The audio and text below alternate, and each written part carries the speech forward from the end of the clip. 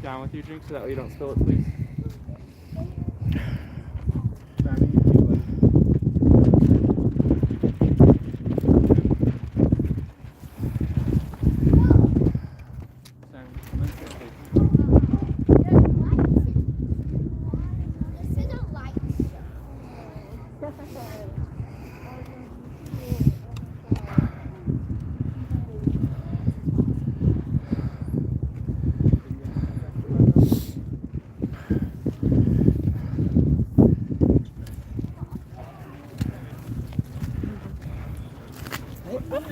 Wait, that's funny. I was actually like, yeah, I'm not saying yes anymore. I should text them. Like, yeah, because I was be like, are you okay? Because I was like, I mean, I'm not okay, so I totally understand.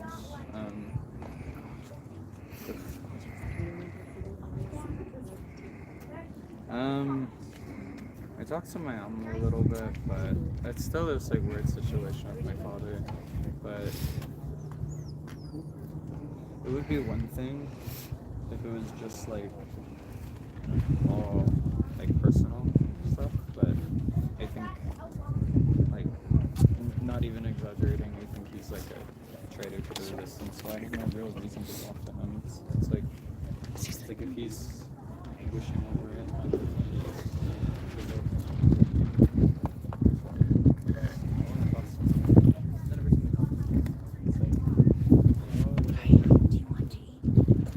I'm good, thank you so much.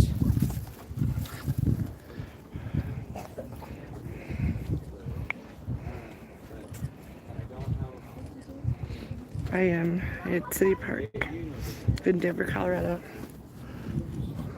Hey, hi.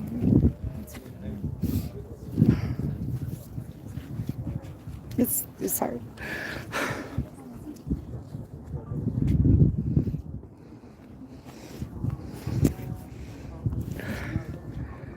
So, oh good. Question mark? Does answer your question?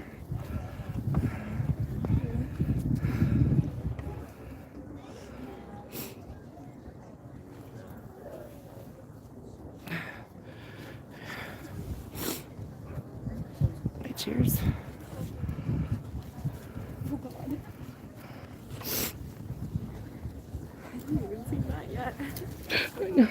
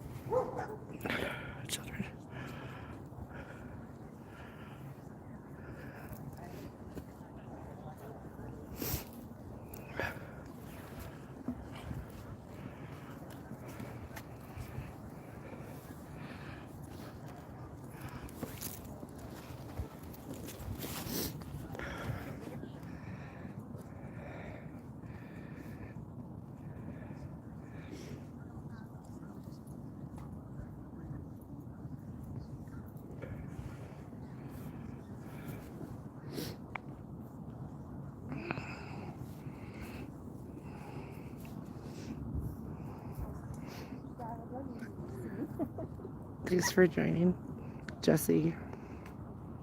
Matrix Transparency.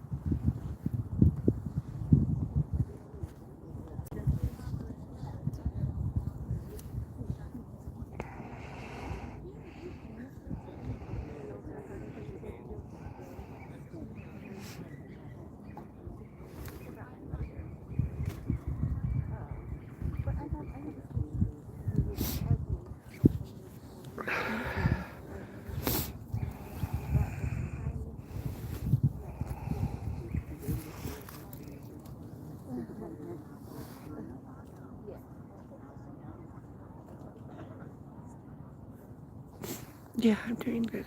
Matrix, thank you. Can't wake up in the morning crying and cry myself to sleep.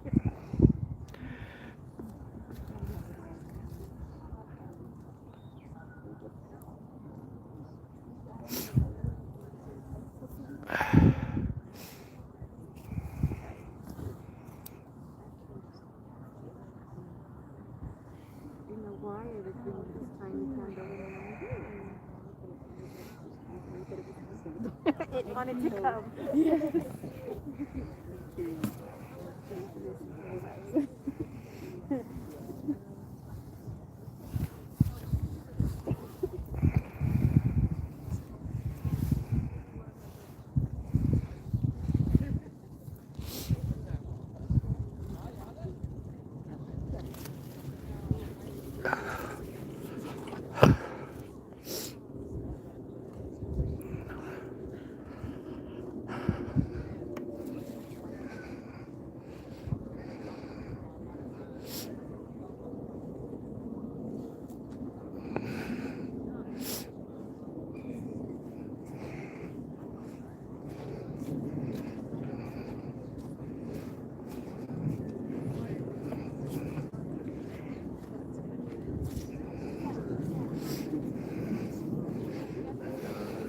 Which cup?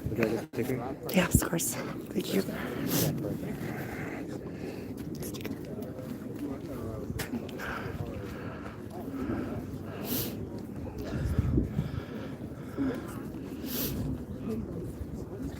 Oh, where is he? Get his number?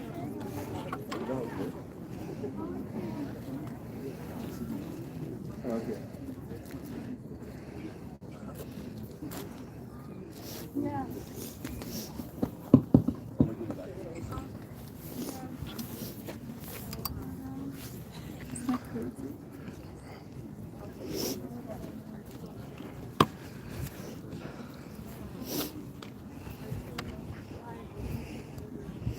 Yes, I don't know that people.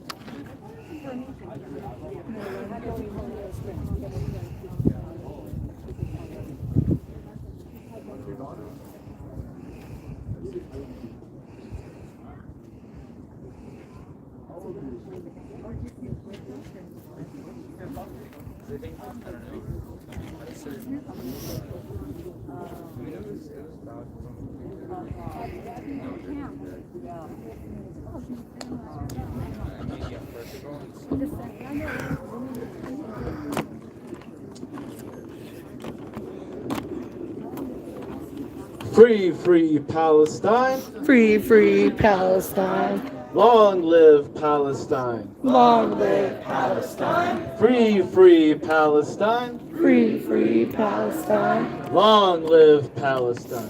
Long live Palestine. I wanted to thank everybody for coming today. I know it's a little chilly this morning, and I really appreciate everybody coming out here. We're here today to remember those whose lives have been taken from them in Gaza and turned into martyrs by the Zionist entity. And we will be hearing from various people with everything from poems to faith leaders. And I first want to welcome up Rima, who's going to be talking about the humanitarian crisis and genocide we are witnessing.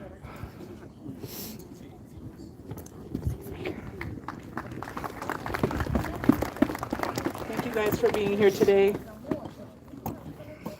These events are really hard for the Palestinian community. I'm going to start to say that first. I'll amplify my voice a little bit, but it's a little bit difficult.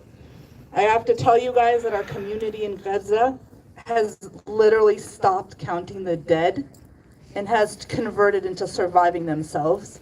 That's 2.3 million people in displacement that are now forgoing their own people and their own children and their own mothers and fathers and stopped counting them. They can't even bury them and have converted into survival mode. That's where we're at today.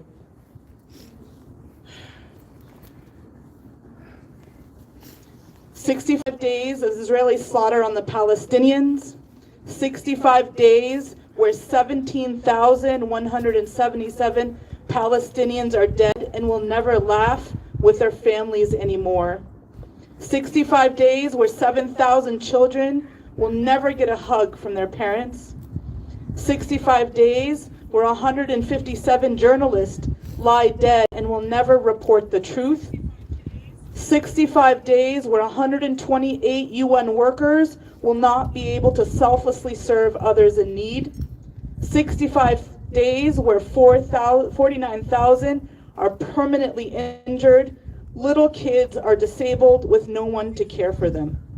65 days where Palestinian men and boys are forced to parade in the streets naked, disgraced, dehumanized, and followed by the execution in front of their families. 65 days. We are sick of watching our people due to the right-wing, brutal military occupier Israel. We are sick of watching the streets saturated with Palestinian blood. We are sick of hearing little kids cry for their parents. We are sick of watching parents scream in terror for their children who are trapped in apartments that are fallen on their children who are grieving under the rubble. 65 days, U.S. and Israel's deadliest assault on the Gaza Strip. We are sick and tired of Blinken brokering deals with Israel in armed trades and then calling it a humanitarian relief. We are sick of the weapons funded by our government and Israel using them to bomb our families in apartment buildings full of families, of children in schools, hospitals, universities, marketplaces, refugee camps, neighborhoods, churches, killing hundreds of Palestinians every day. We are sick of the U.S. vetoing UN Security Council resolutions that are calling for an immediate ceasefire.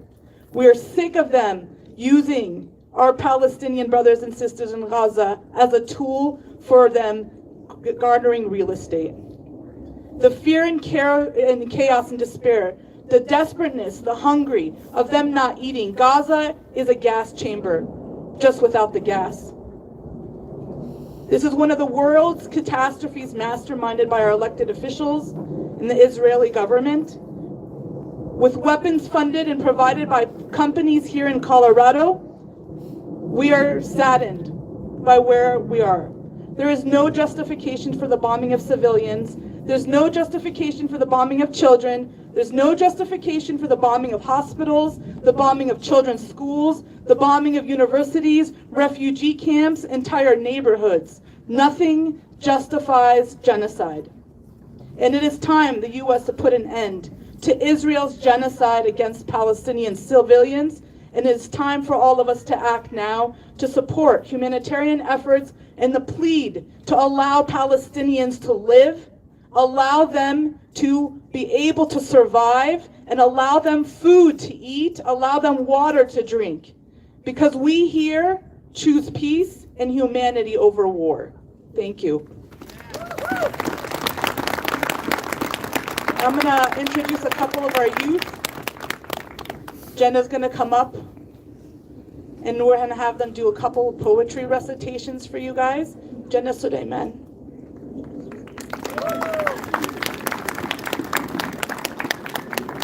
Assalamu alaikum. My name is Gaza.7000.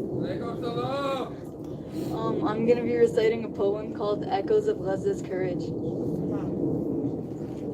Oh Gaza, land of strength and grace, your spirit shines in every place. Despite the challenges you face, your resilience leaves a lasting trace. From the bustling streets to the golden sand, your beauty captivates, it's truly grand. Through history's pages, your stories unfold, a tapestry of courage, brave and bold. In your embrace, hope finds its way. United hearts together they sway. With every step, you rise above, a symbol of resilience, boundless love.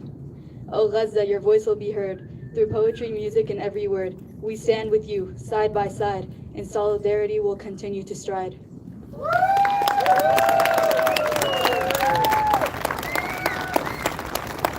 I'm going to introduce another one of our youth, Malik Wahdan. Assalamu alaikum. My name is Malik. I'm 14 years old and I'm going to be reading a poem by Ibrahim Tuqan called My Homeland. My homeland, my homeland, glory and beauty, sublimity and prettiness are in your hills. Life and deliverance, pleasure and hope are in your atmosphere. We will see you safe and comfortable, sound and honored. Will I see you in your eminence, reaching the stars? My homeland, the youth will not get tired.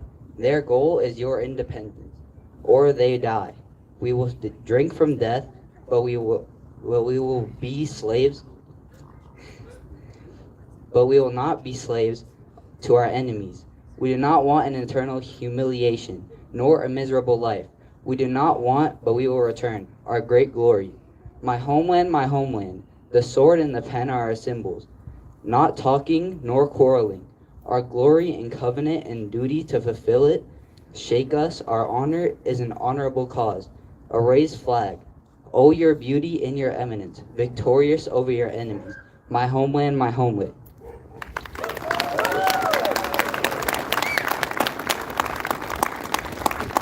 I'm going to invite another one of our youth, Yusuf Suleiman.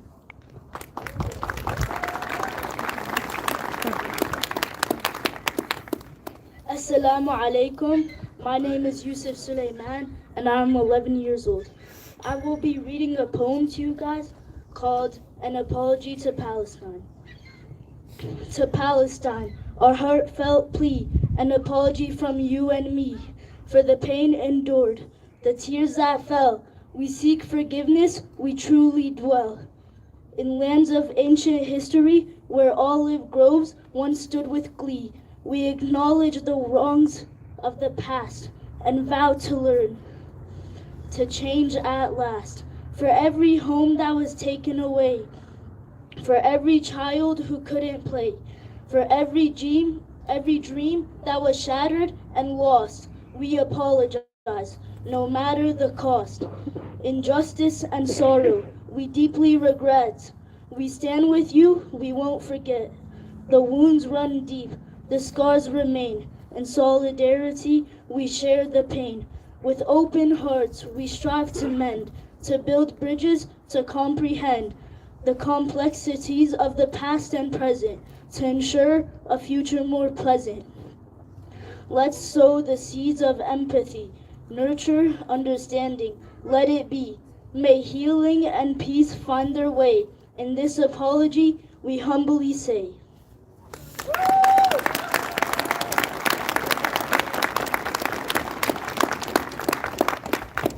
Invite Lamia Al-Aswad.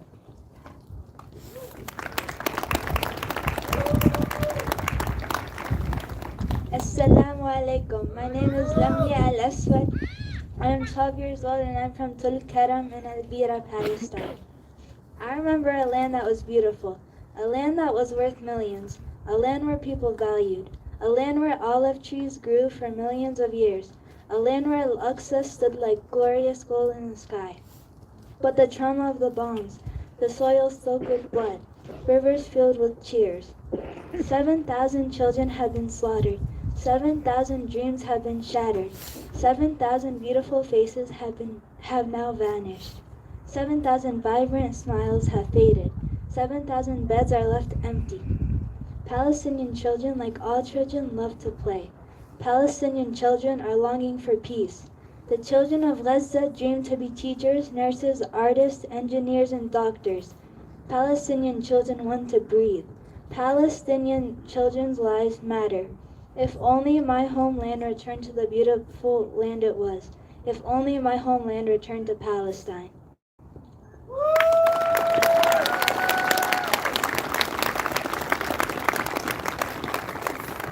I'm going to invite Serene Wahdan. Assalamu alaikum. My name is Serene Wahdan. I'm from Al-Bira, Palestine, and I'm 11 years old. I'm going to be reading a poem that I made called To the Children of Palestine. To the children of Palestine, I pray for the night where there's no more tears and you have nothing left to fear. No more violent sounds at night because we are here to fight. To the children of Palestine, I cannot stand to hear that you're all living in fear. Too many children lost their lives, so we must stand together and fight. I am only 11 years old and I cannot bear to understand how Israelis think this is fair. To the children of Palestine, we will stand by you forever and end this together.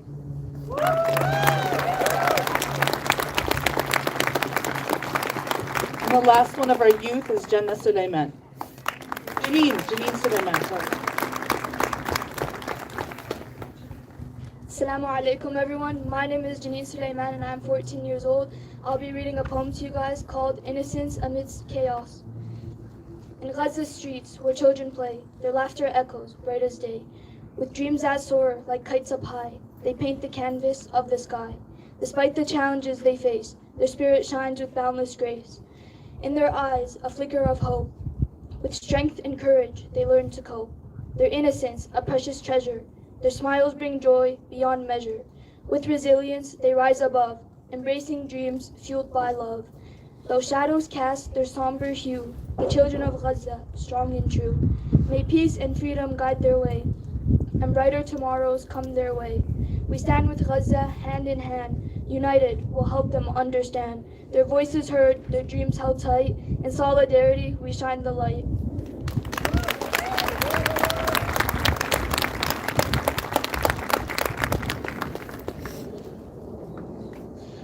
I want to thank Rima for the update on the situation and also the youth for speaking.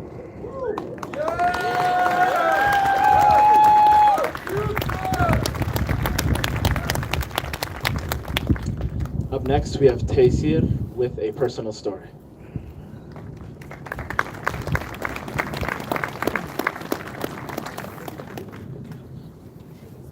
Assalamu alaikum everyone. My name is Taysir. I got my mom and my little sister with me here today. Sorry, Assalamu alaikum. My name is Taysir. I got my mom and my little sister up here with me. We are directly from Gaza. My mom still has, alhamdulillah, some family out in Gaza. We're here to share a personal story with you today of our family affected on the Strip. Our uncle unfortunately passed away at the very beginning of the humanitarian crisis. He struggled with a severe case of diabetes, a really bad blood infection, and he was admitted into the hospital a couple of days before the whole thing started. He was stable, being taken care of. He was in a good place for the situation that was at hand, and unfortunately, he was forced to be, they had to take him out of the hospital to open up space for what was about to come. He spent about 3 or 4 days at home, and with the lack of insulin, the lack of any sort of medical attention, he wasn't able to get an ambulance, wasn't able to get any sort of medicine or literally anything for about 4 days. So it was one of those situations where he was unfortunately just slowly deteriorating with no option, no support at all. All 7 of his kids sat in that living room and watched their father deteriorate for about 4 to 5 days until they tried to call the ambulance on his very, very last day, and they were told there's no ambulance, there is no medical care, there is, quote unquote, literally nothing we can do. That was his last day, and unfortunately, there's so many other Palestinians that are still dealing with this pre-existing conditions from what's going on right now that have no medical care, and he was just one of many, unfortunately. Like I said, he left behind 7 kids, and he lived with his other brother that also had 7 kids. So all 14 of them, my uncle that's still with us, his wife, my other uncle's wife, are all displaced, going from location to location, trying to find any sort of land to put up a tent and just have some sort of shelter. They can't even find an open space of land right now to put up a tent. And like I said, one of many Palestinians out there right now that are dealing with the same exact situation. All 14 of, I mean, we speak with his kids as much as we can, and they're devastated. One of them actually told us, they're like, we're not going to be able to go to school for 3 to 4 years, even after this is all said and done, just because of all the destruction and all the, where it's at right now. These kids aren't going to be able to go to school for a minimum 3 to 4 years till things are rebuilt. So, lack of medical attention, lack of education right now and for years to come. And we get one message from them every couple of days, says, Alhamdulillah, ahna bkhair. Thank God we are okay. And that's all we get right now. And I know there's a lot of other people here dealing with that same situation. So inshallah, keep fighting, stay strong, and it may seem like things are somewhat getting better, they're not. And we got to stay strong and just make sure we don't lose our momentum that we have going here. And even when it's all said and done, inshallah, we need to continue to be out here to fight, because like I said, the situations that families are dealing with now are not just going to go away when the war or the genocide is over. So everybody just keep their foot on the gas, and I really appreciate you guys. Thank you for Free Palestine.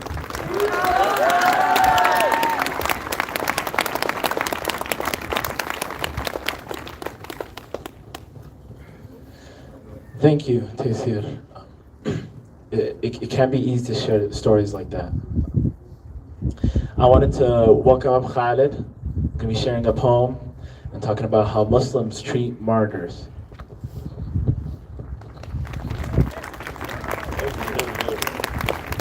Assalamu alaikum wa rahmatullahi wa barakatuh. Where's the brother who was saying salam earlier? Thank you. What's it called? We're here today to mourn and honor our martyrs. And I want to talk about this word martyr.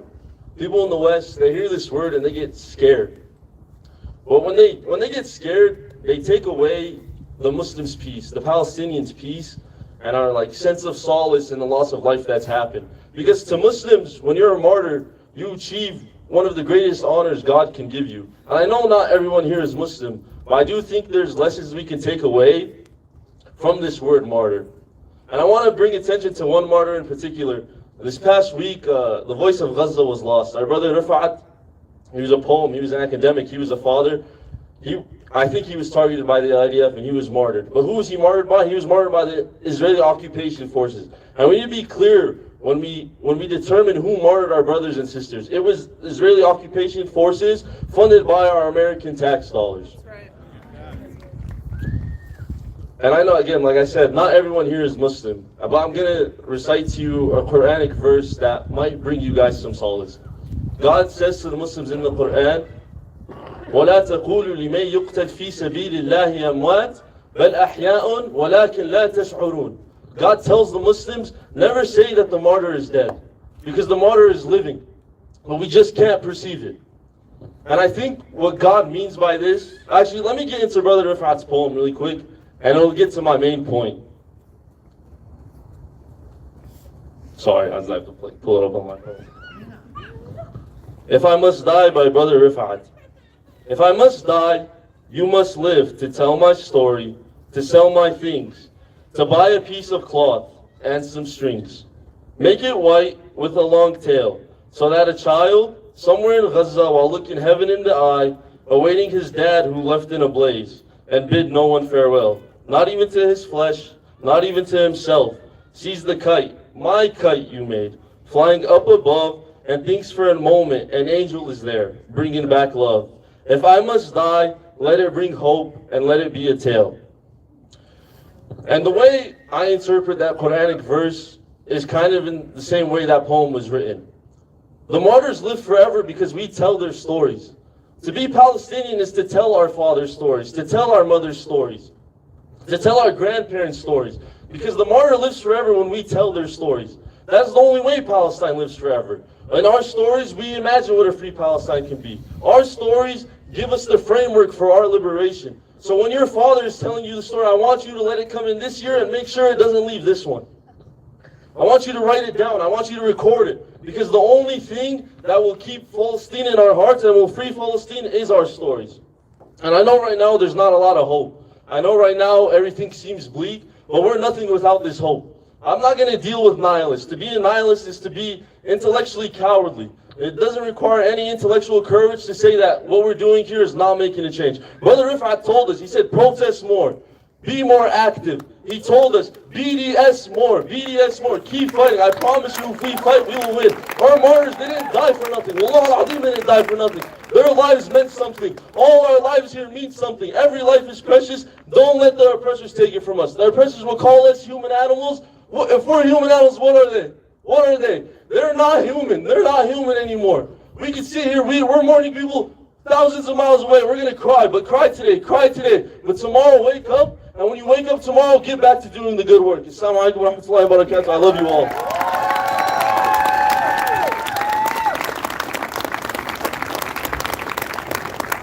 Thank you so much, Khaled, for those words. It's important to stay empowered and to remember that we have to keep going. Thank you so much. Next up is going to be reading of the names by Taysir, Tariq, and Ammar.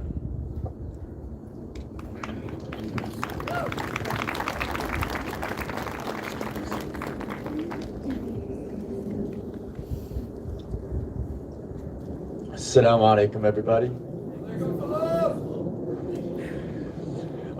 My name is Ammar, this is Taysir, and this is Tariq. We're all Palestinian youth here in Colorado.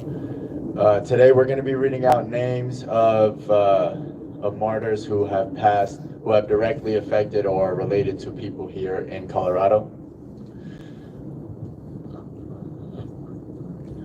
Nahid Ali Abu Safiya, Idaf Abdullah Abu Safiya, Islam Abu Safiya, Akram Abu Safiya, Wafa Abu Safiya, Bilal Abu Safiya, Anas Abu Safiya, Tasneem Abu Safiya, Adam Muhammad Al-Agha, Asil Muhammad Al-Agha, Taleen Muhammad Al-Agha, Hala Muhammad Al-Agha, Sham Al-Rayes, Noor Khamis Al-Agha, Bara Khamis Al-Agha, Yunus Muhammad Al-Agha, Adam Al-Rayes, Yahya Samir Al-Agha, Muhammad Khamis Al-Agha, Mira Muhammad Al-Agha, Yunus Khamis Al-Agha, Kareem Al-Rayes,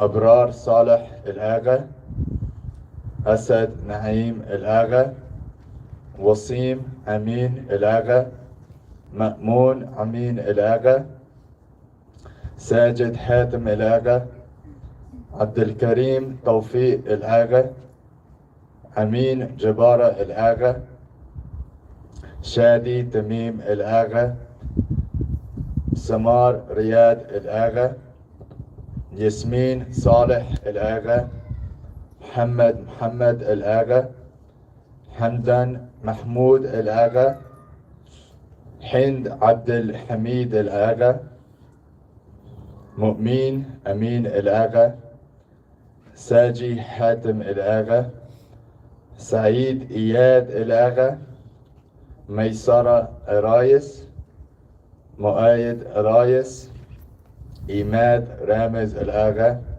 Muhammad Amin Al-Agha, فارس أرايس، نسرين شعبان الآغا، محمد أرايس، محمد فؤاد الآغا، محمد يونس الآغا، عزة أرايس، حماد عبد الحماد الآغا، لينا تلال الآغا، حمدي زويد الآغا، خميس يونس الآغا، فادي ساكن الآغا، سامر محمد الآغا، سما سامر الآغا،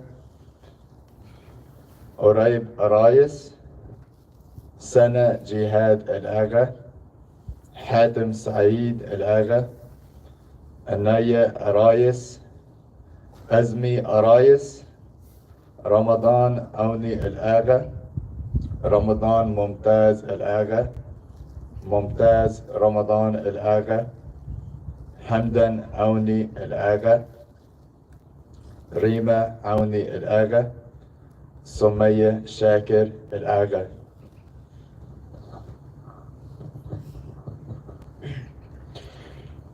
عمر أحمد الآغا، سميرة الآغا، روى الآغا، سلام أحمد، سعدي أحمد، رواء أحمد، خالد بدوي، ياسر أحمد، مهند حافظ، سعيد مصطفى، إيمان يوسف، ليلى يوسف، فاطمة يوسف، فاطمة قاسم، أحلام يوسف، نهى بدوي، خالد إياد خالد، صالح مصطفى، أروى إبراهيم أمين محمد، هلال أسعد صالح أسعد بدوي،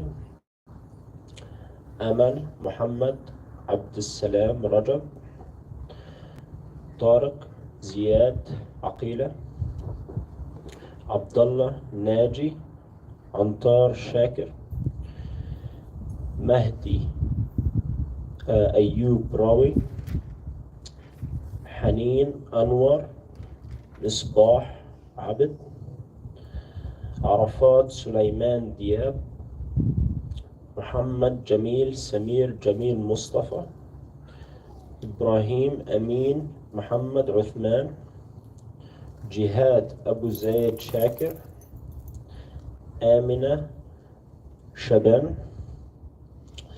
ريما شاكر، إسماعيل شعبان، عبد اللطيف عبد الرحمن، سمير مصطفى،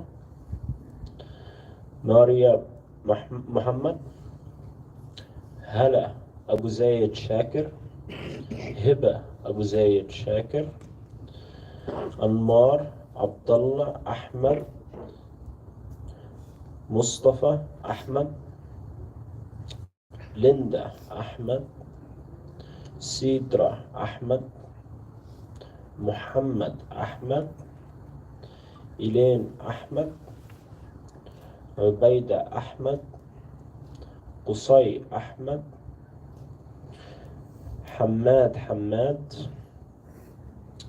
محمود حماد، أمل حماد، محمد حماد، معتصم حماد، سارة حماد، ملاك حماد، محمد حماد، يزن حماد، محمد حماد، محمد حماد، شادة حماد، هيا حماد، خديجة حماد، ضياء حماد، رأفت حماد، إسراء أحمد، عبيدة أحمد،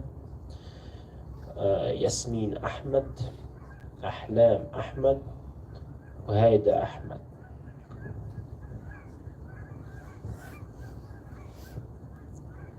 حيفا أحمد، غداء حماد، كنان حماد، محمد أحمد، كاملة أحمد، خديجة أحمد، هدى أحمد، شادية أحمد، إيمان أحمد، ديا أحمد، بلال أحمد، أحلام أحمد، أحمد أحمد، نسرين أحمد، رفعات أحمد، رقية أحمد، مصطفى أحمد، أحمد الكرد، فاطمة الكرد، سمير الكرد، ظاهر الكرد، انتهار الكرد، ربيع الكرد، سامي الكرد، محمد الكرد، تامر الكرد، منال الكرد، محمد الكرد،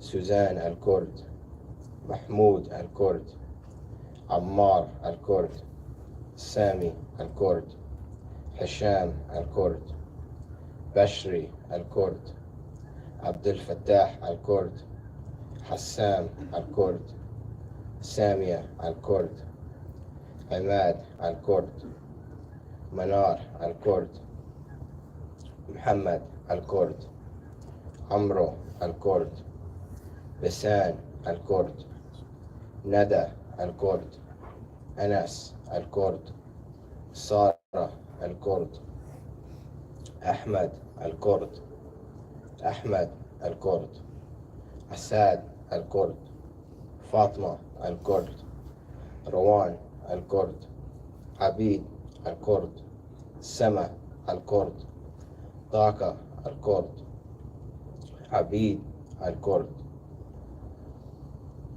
مجاد الكرد، رويا الكرد، يوسف الكرد، مسلمة الكرد، حبيبة الكرد، ميرا الكرد، جنة الكرد، سعيد الكرد، نين الكرد، يازد الكرد، ظهر الكرد، جوليا الكرد. Allah yarhamhum. We ask that you all pray for those souls that we've lost. We ask God to have mercy on them. If you believe in God, please pray for them. If you're Muslim, please read al-Fatiha for these lives that we've lost. And Allah yarhamhum.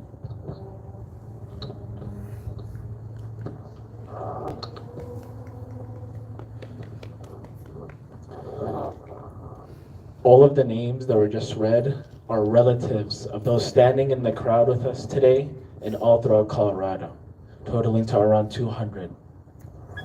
And I want to thank those who said the names. Next up, we have a poem from Amani.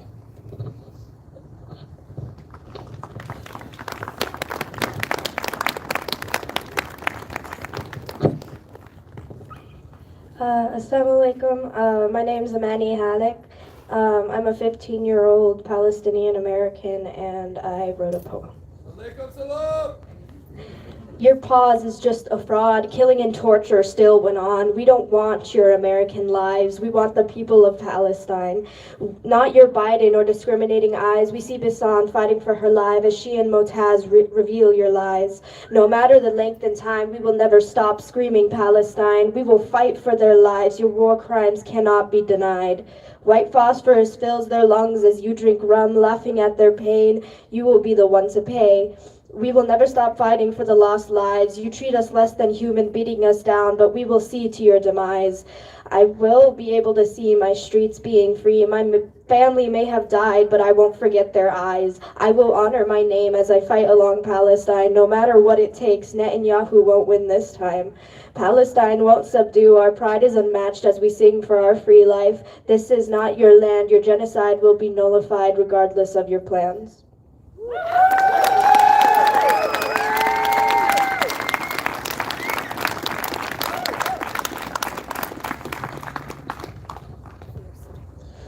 Thank you. Next, we're going to be hearing from Franny.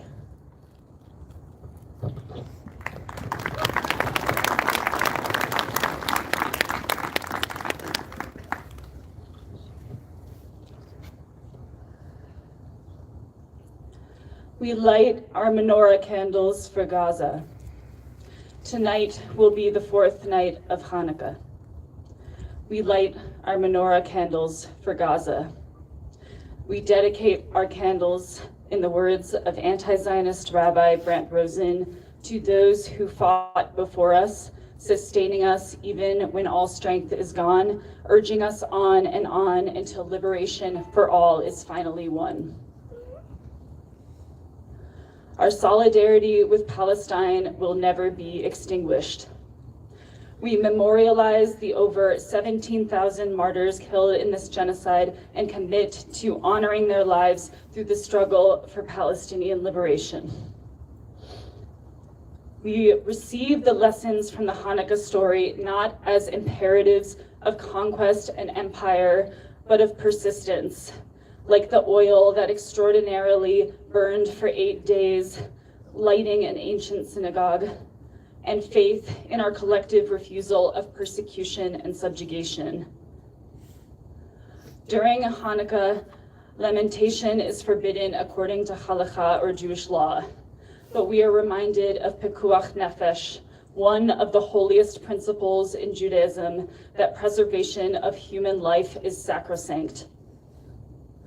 The Torah portion read for this week, Miketz, can be read as a narrative of interfaith partnership and reconciliation. In the portion, there's a famine happening in Egypt, and the prophet Joseph is responsible for rationing out stored grain to Egyptians. Then the famine spreads to the entire world, and the rations are shared even further. This is a vision of Olam Haba, the world to come. There will be no occupation, no apartheid, no ethnic cleansing in Olam Haba, the world to come. I will close with a Hanukkah prayer from rabbis for ceasefire formed in the wake of October 7th. Zichronam lavracha, in remembrance of those who have been killed.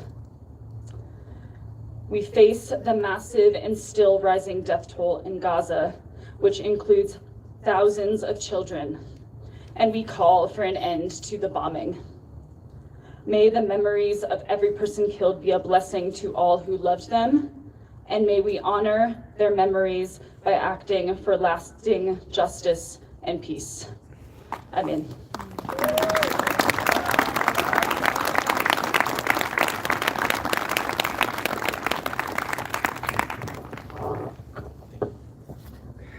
Thank you, Franny, for the words, and a reminder that anti-Zionism is not anti-Semitism.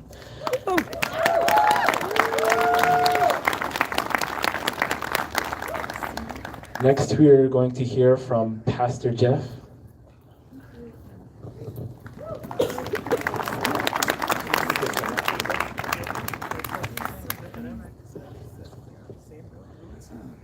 When Abdullah asked me to speak today, I said, how long do I have? And he said, take whatever time you want. Never tell a Christian pastor to take whatever time you want. I think I need to begin with a confession to say the church in the U.S. has a lot of work to do to confront Christian Zionism, along with any other theology that lifts one people over another. That's not our understanding of what Jesus was all about. He came to bring folks together. And then a second confession to say that we have a lot of work to do. It has everything to do with what we're here about today too, but the rise of Christian nationalism in this country. So know that there are Christians working to address this, confront it, name it, and work to overcome it.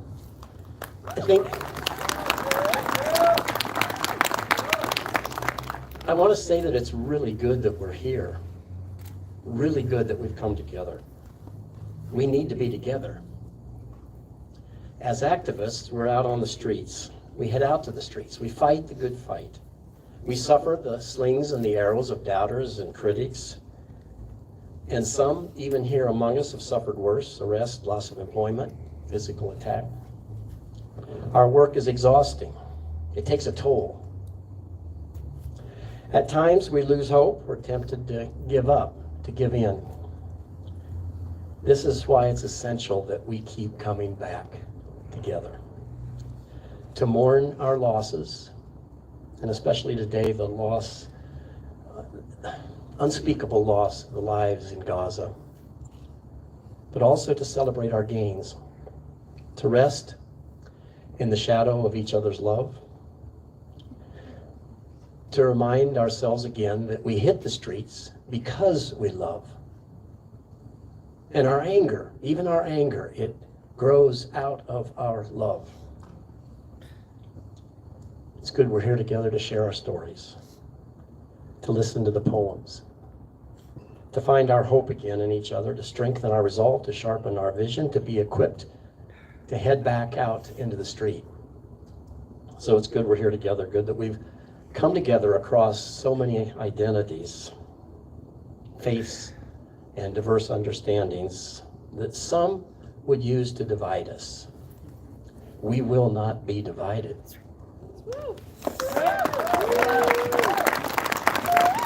I want to speak now from my own faith tradition as a follower of Jesus. And I want to say something about the cross and the empty tomb. The death and the resurrection of Jesus, which is at the very heart of our faith. His crucifixion at the hands of a brutal empire. An act of capital punishment imposed for the life of love, forgiveness, and justice that he lived, and his resurrection. You don't have to join Christians in believing that Jesus was raised from the dead, but you can see this as a metaphor, as a way to understand that our God is a God in the business of bringing new life out of old, resurrection out of the death, which is another way of saying bringing new ways of being and living together out of the old, tired, deadly, ineffective ways that we have practiced. Second chances, third and fourth and fifth chances too. This is our experience. And when we don't experience it, it's our hope. There's just one problem that I have with this formula. I am not at peace with God about this way that the world seems to be ordered, that it takes a death to have a resurrection.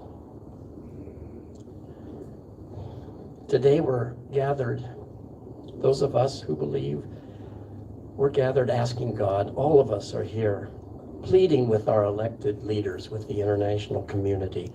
How many more deaths in Gaza? How many more deaths in the West Bank will it take to effect a resurrection?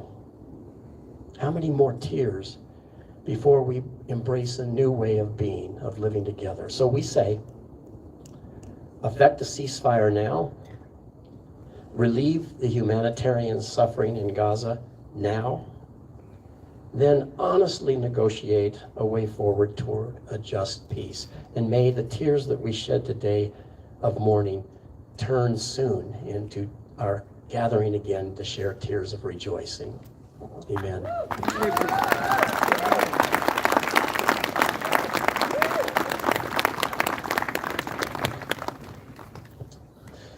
Thank you. And thank you for speaking on unity and love, because unity and love is how we move forward. Next, we're going to hear from Nadine.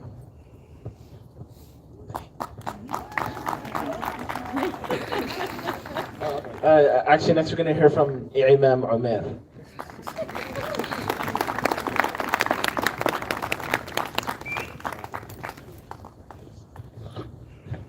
Assalamu alaikum wa rahmatullahi wa barakatuh. Peace be upon you. I'm the Imam of South Denver Mosque, Masjid Khadija. I want to welcome you guys all on behalf of our faith community.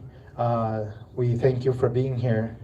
I want to share with you some reflections of what gives our brothers and sisters in Palestine faith, what gives them the reason to endure what they're able to endure and know what they are believing. Some part of that I want to give to you that we know from our faith. Allah says in the Quran, in surah is referred to as the chapter is the 81st chapter. And Allah, that is talking about the unfolding of events when the world is done, unfolding of the events when your deeds are done, unfolding when this whole story of humanity has been done, and now God will unfold everything that will come about. The world that He created, the lives that were lived on here, everything one by one will be in front of God on the day of judgment, as we believe. So on that day, He mentions this verse and He says, وَإِذَا الْمَوْءُودَةُ سُئِلَتْ بِأَيِّ ذَنْبٍ قُتِلَتْ. There is a, let me give you some background so you can know where, the context of the verse. At the time when our Prophet, peace be upon him, sallallahu alaihi wasallam, came and revelation started at that time in Mecca, people used to bury their daughters alive because it wasn't a good thing. In fact, they would have birth in the place of a deserted place out in the field. So then if they had to, they're in the convenient place of burying them right there. And if it's a boy, then they can have their feast and come back. This was normal tradition and culture at that time. And so Allah Azza wa Jal says that on that day, on the day of judgment, for those that have died innocently, بِأَيِّ ذَنْبٍ قُتِلَتْ, they will be brought. This is the most consequential question that He has highlighted that will come about first and foremost on that day. Those people, the daughters that were killed innocently, the babies that were harmed innocently, will be brought back to life, and then God will ask them for what sin. And بِأَيِّ ذَنْبٍ, this word dhanb is it's like an error or a mistake, but it's like a small one. Sometimes you have a mistake, you know what you've done. You kind of feel like, I know what I did, and sometimes you can trivialize it, but to other people it's big, and there are bigger things you could do wrong or smaller things. This dhanb over here is a smallest mistake that you can find. And God is saying, what was the smallest thing that you found in them? That they were so pure that they had nothing of wrong that they could have done, and what you did, you killed them. I remember going in Mecca, and there was a land, there's all these building and grand structures, and there's one of our sheikh guide scholars who was with us, and he takes us to this gate behind which there's an empty land. And he said, do you know why there's nothing built here? He said, because these are the graves of those daughters and those babies that were buried alive, and then revelation came down. And these ayat that I'm saying to you, verses بِأَيِّ ذَنْبٍ قُتِلَتْ, are meant for these people here too, and any other innocent baby that will die from there on. For what sin did they have committed that we have let this happen, or this has happened on earth? God will ask them, because this is the most consequential above all of the things we do that we don't obey. Allah picks this part out, and He says, this is what you will be asked for, because it's a grave sin and atrocity that affects the entire of humanity. No matter where you are, there's this, you cannot reconcile with something like this when it happens. It doesn't matter if you believe, it doesn't matter if you don't believe. This is something we cannot handle, because we are human at the end of the day. And one last part that I will say, and then I'll close with the dua, a prayer.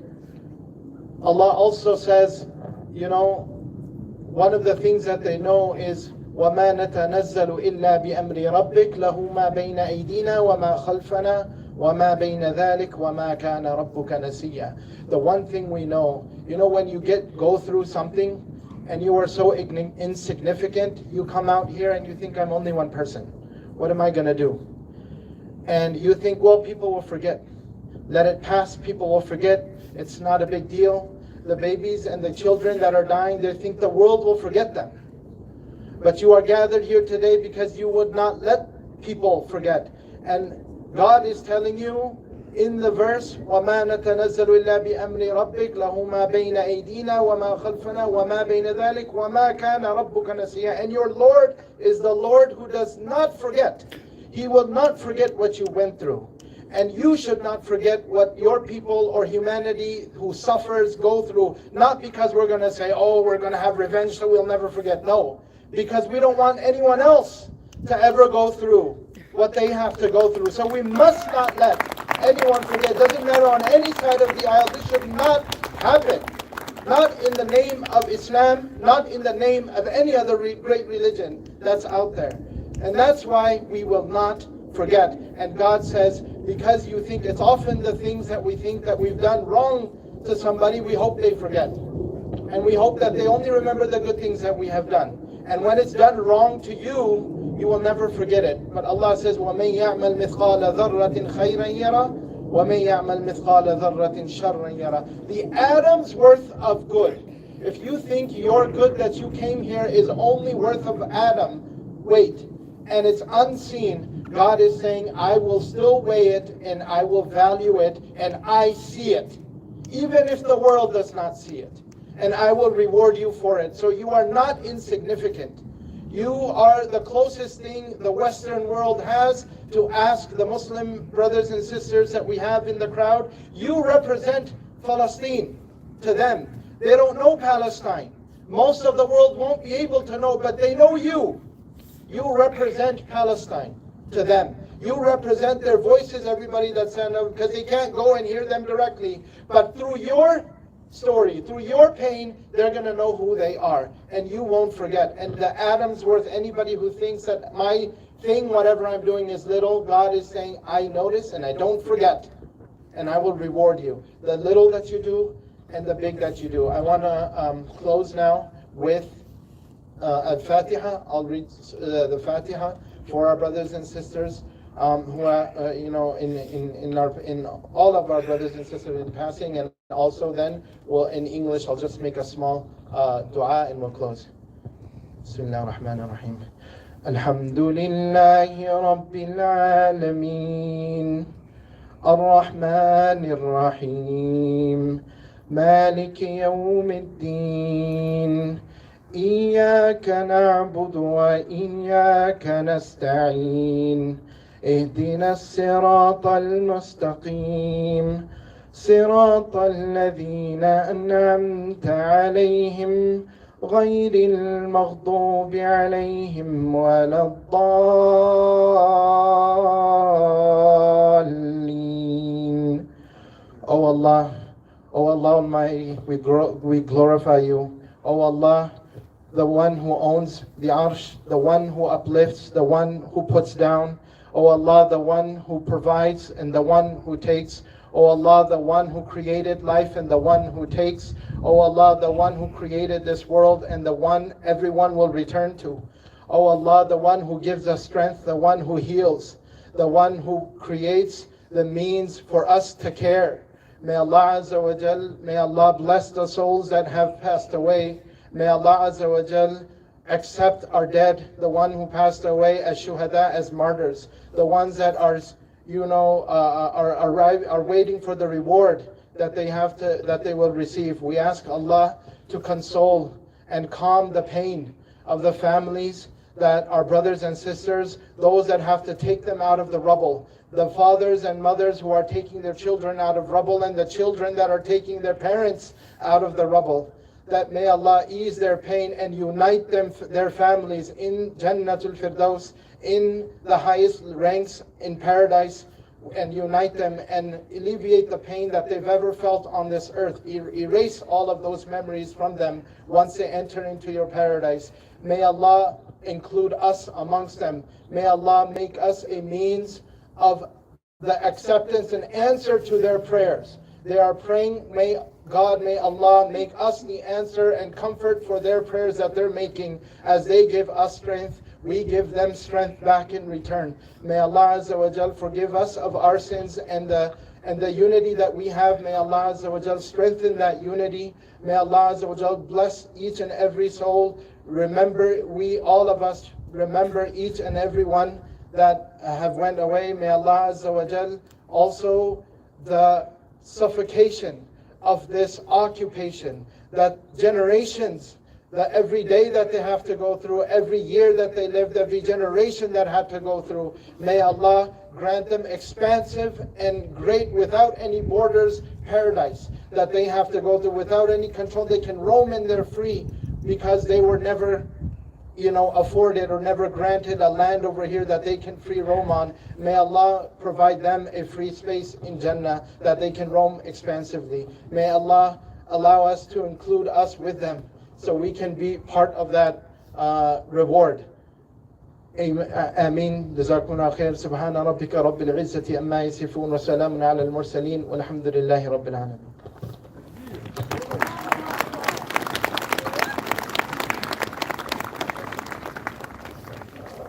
Thank you, Imam Amir, for sharing with such beautiful words. Next up, we're going to have Nadine speak, and then I'm going to close it off. Assalamu alaikum, everyone. I brought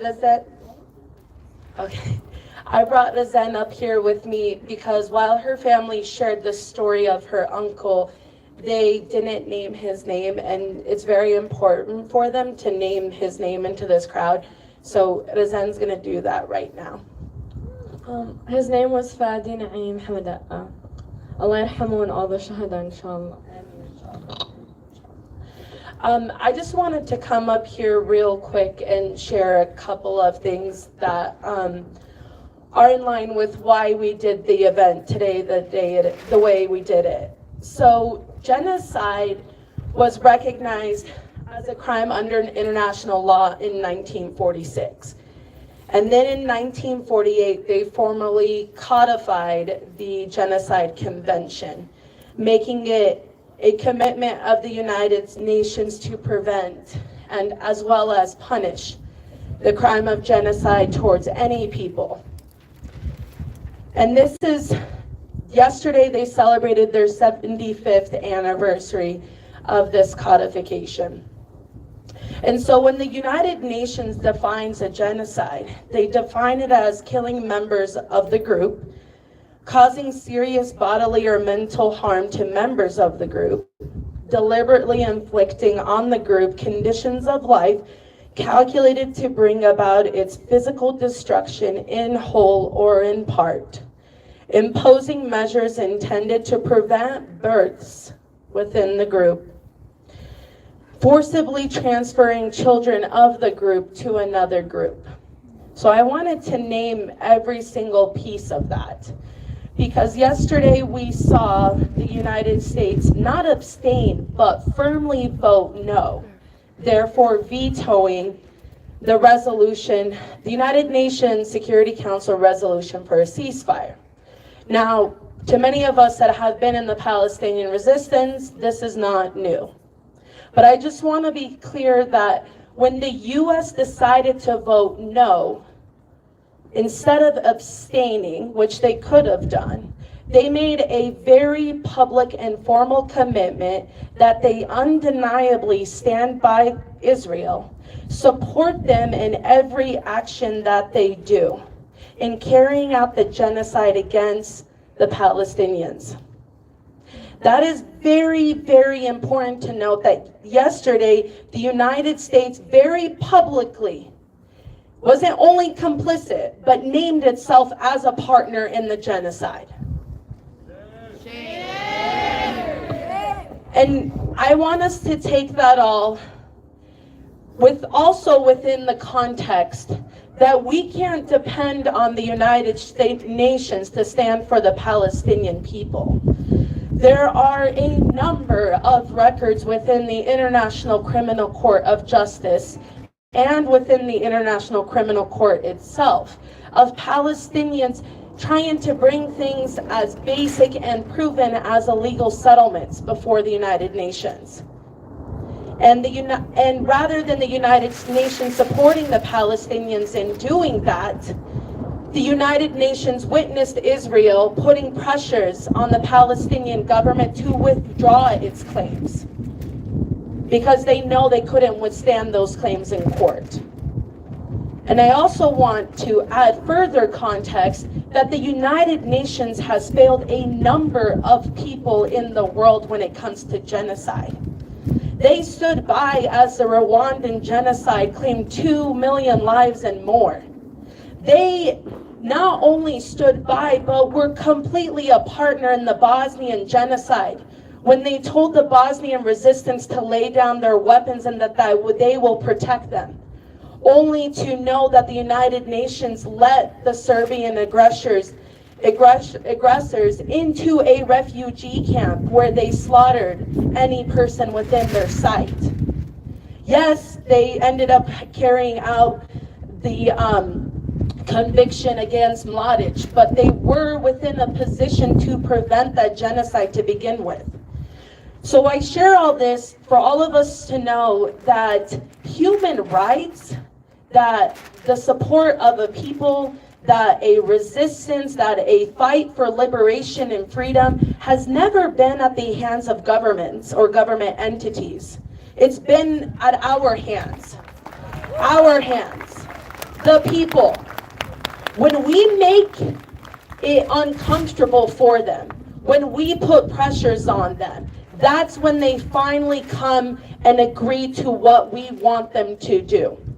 I mean, you just need to take a quick look at the labor movement in the United States to know that. We didn't get Denver just by sheer goodness in their heart vote for increased minimum wage. That was a long effort. And with that being, so I share the labor movement as just a small example of why our movements need to be by the people, for the people, and with the people in every single aspect of it. And I need all of you to take a look at your neighbor next to you right now. Look them right in the eye and tell them, I need you to stand with me. Tell them we need you in this movement.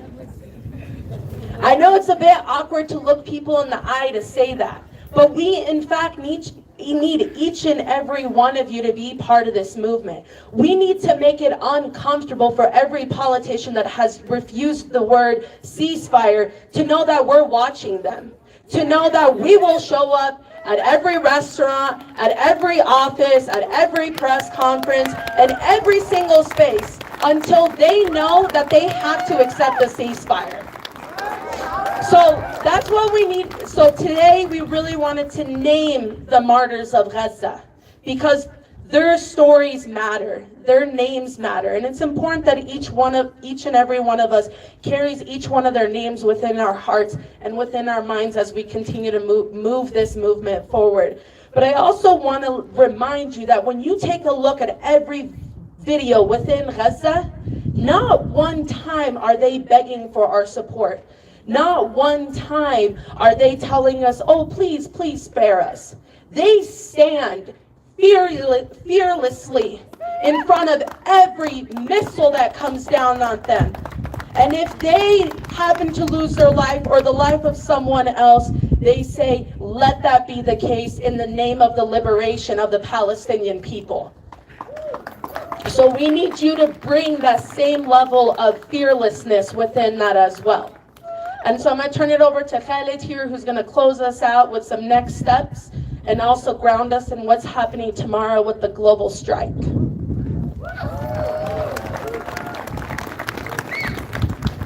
Thank you, Nadine.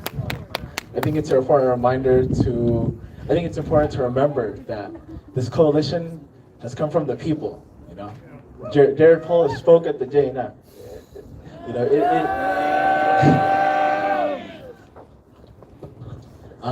I just wanted to also bring up that the death toll in the West Bank has reached over 300 people.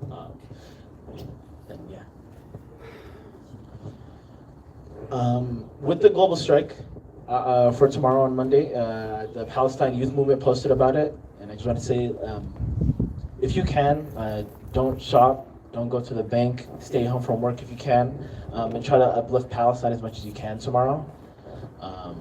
And the coalition is still meeting and planning Be sure to connect with the coalition on Instagram at CO Palestine CO, or visit our website, copalestine.co.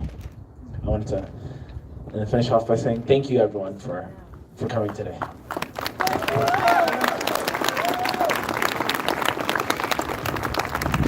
Free, free Palestine. Free, free Palestine. Long live Palestine. Long live Palestine. Free, free Palestine. Free, free Palestine. Long live Palestine. Long live Palestine. Thank you.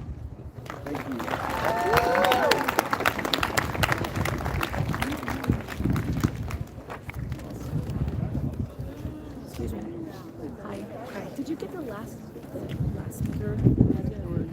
Yeah. Would you be able to send it to me? I ran out of space. You sure? It's on my YouTube channel. I usually post it on my TikTok. Okay. What is your name? It's Here, hold on. Let me finish up here. Thank you for joining us today. It's okay if you don't watch it. You can just No, I do. I just need to finish the video here. So, thank you for joining us, and remember, stand up. Keep standing up. If folks are able, the person who organizes the flags usually